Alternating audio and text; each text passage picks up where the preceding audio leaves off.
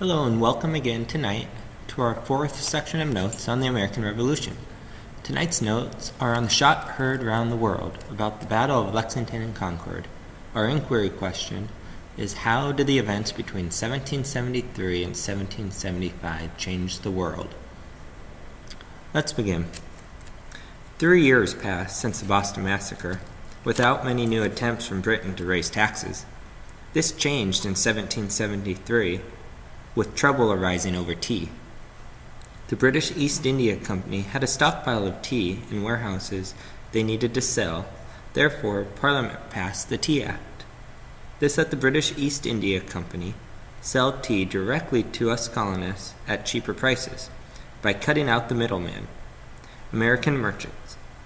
This angered colonists, though, because it placed a 3-cent tax on the tea. Also, if Parliament could destroy one company, they could destroy others too. The colonists responded with boycotts.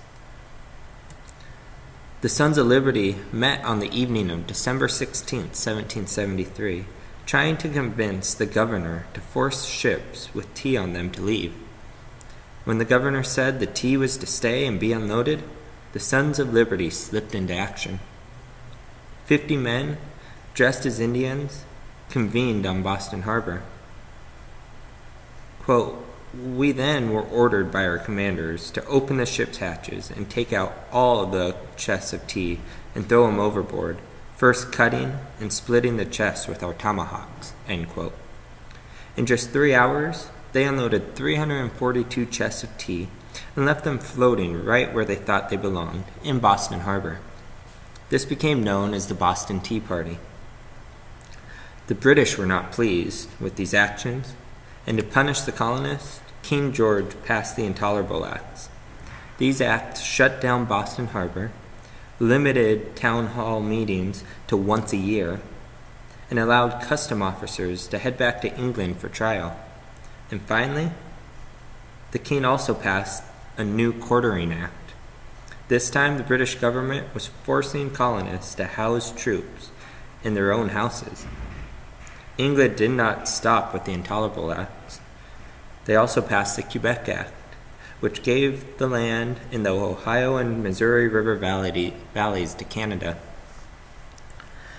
As a result, colonists decided they needed to meet with all colonies. So in September 1774, they met with delegates from all of the colonies except for Georgia. At this first Continental Congress, they passed a resolution supporting the actions of Massachusetts. They also agreed to boycott all British goods and to stop selling any American goods to Britain. Their final recommendation was that each colony establish a militia or an army of citizens to serve in case of an emergency.